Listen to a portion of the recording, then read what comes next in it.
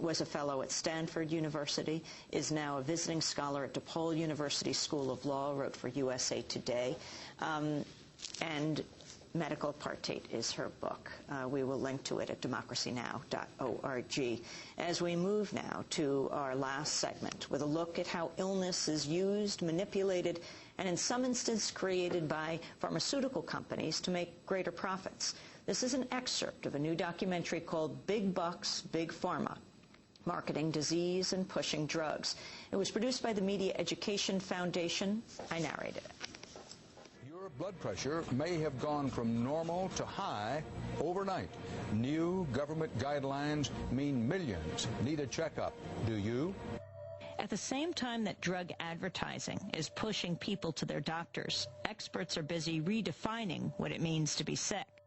All you have to do is change the definition of high blood pressure, and you can increase that market by tens of millions of people, or change the definition of high cholesterol. If you didn't have a cholesterol problem yesterday, you may have one now. The new guidelines call for a huge boost in use of cholesterol-lowering drugs known as statins. The new numbers mean millions of Americans may be taking statin drugs for the rest of their lives. In some cases, it is a question of, hey, more people are getting treated for this, and this is great. In some cases, even more people should get treated, probably. But what's always muddying the waters here is that a major source of information to consumers and to doctors alike is the industry that stands to profit from these medicines. The guidelines were written by 9 experts on cholesterol. The National Institutes of Health, which sponsored the report, now says 6 of them have financial ties, such as speaking fees, research grants, or other funds with drug companies which make the most widely used medications. In recent years, Big Pharma has begun promoting more than just its treatments and products. Drug companies now increasingly advertise health conditions themselves. As a result, Big Pharma normalizes even the most obscure health disorders and presents them as common. It's frustrating. Just when you're ready to relax, that's when it happens. The urge to move, along with uncomfortable sensations in your legs. They're hard to describe, but they can even keep you from getting to sleep. You feel the urgent need to get up and move, just to get some relief. There's a name for it, restless leg syndrome. And if you have it, you're among the nearly 1 in 10 U.S. adults who do. Want to know more? Visit restlesslegs.com or talk to your doctor. Of all the things that industry does, this is probably the one thing that I think could be labeled as evil, that in order to make a profit, you're disease-mongering, in other words, making population, medicalizing something that is just really part of everyday life. You often feel distracted, disorganized, restless, unable to finish things. Like the channel keeps changing in your mind and you can't control the remote. You guys have any thoughts? If you felt these symptoms your whole life, you may have adult ADD. So in other words, a person who is not yet a patient, who is actually feeling quite good, sits down to watch the evening news, and after seeing a few commercials, says to him or herself, you know, I'm not quite as healthy as I thought. Got to remember that appointment tomorrow. Did I send the car payment? What made me volunteer for that assignment? Introducing Lunesta, a sleep aid that can give you and your restless mind the sleep you need. You have this huge phenomenon then, a huge increase in prescriptions, and there's this debate about what is this problem? You know, has it always been around?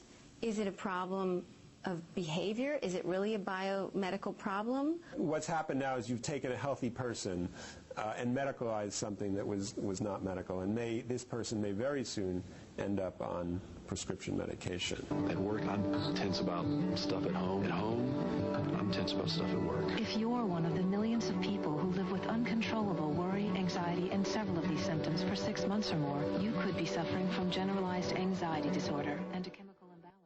Because patent life can be extended if new indications are approved, companies are constantly searching for new diseases to treat with old drugs. Antidepressants of the Prozac variety, or SSRIs, are a good example of this practice. Originally approved for major depressive disorder, these drugs are now prescribed for a variety of mood and anxiety disorders. Each new indication approved promises increased profits and must therefore be promoted heavily to the public. A striking example is how Paxil was revitalized as a treatment for social anxiety disorder.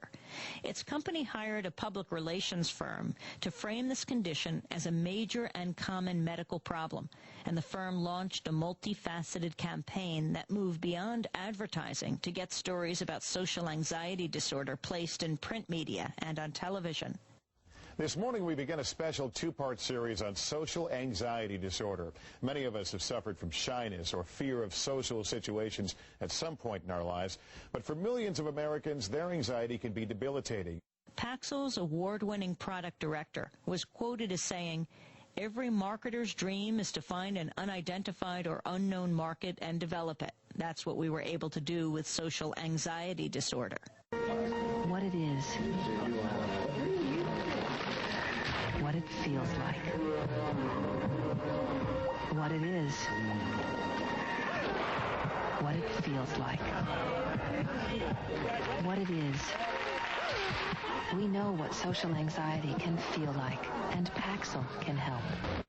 When people begin to critique these advertisements and these campaigns, I think it's a little easy to actually forget about the people who do suffer from social anxiety disorder, who suffer from major depression, who suffer from post-traumatic stress disorders. You know, there are people who suffer from these conditions and whose lives are radically transformed by the medications, and I think that it's actually important to remember that.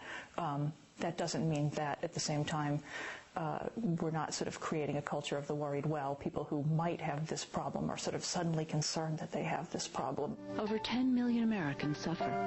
Do you?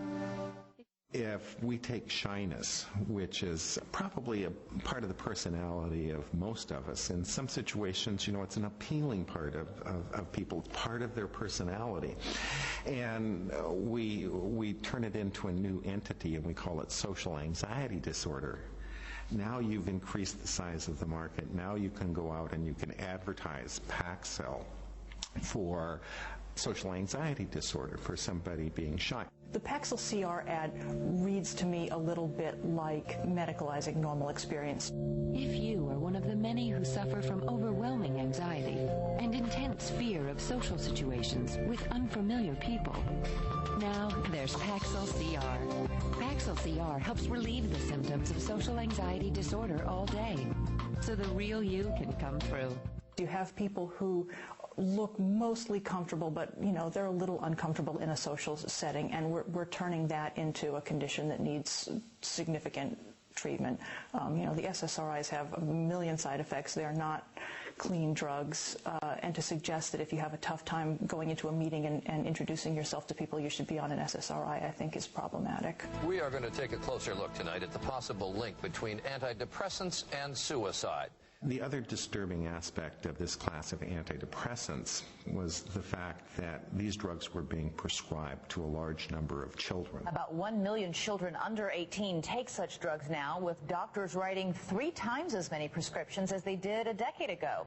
And we don't know if the drugs were being used appropriately, if they were being used in children with major depressive disorder, or they were being used on a 12 or a 14-year-old boy that didn't make the football or the basketball team, and he felt sad. So you have this kind of big bucks, big pharma, marketing disease and pushing drugs. It was produced by the Media Education Foundation, and that does it for our broadcast. By the way, coming up as we continue our Breaking the Sound Barrier tour, on February 10th, I'll be in Melbourne, Florida, as we celebrate WFIT at the Gleason Performing Arts Center at Florida Institute of Technology. You can go to our website at democracynow.org to get more information. And also, our headlines, we are doing them in Spanish and putting them on our website at democracynow.org, and any radio station in this country and around the world can pick them up, as more than 100 stations are.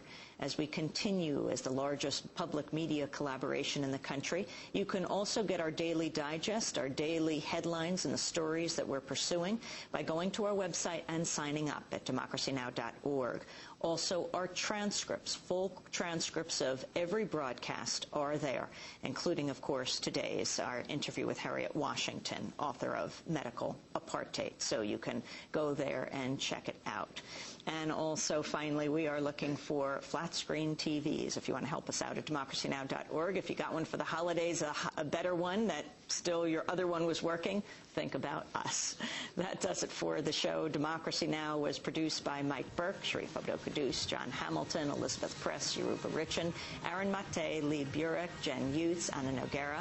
Mike DeFilippo and Miguel Noguera are our engineers. Special thanks also to Megan Whitney, Rebecca Silver, Angela Alston, Uri Galed, Peter Yoon, Jerome Bourgeois, Julian O'Connor, Samantha Chambly. I'm Amy Goodman, Juan Gonzalez. Thanks for joining.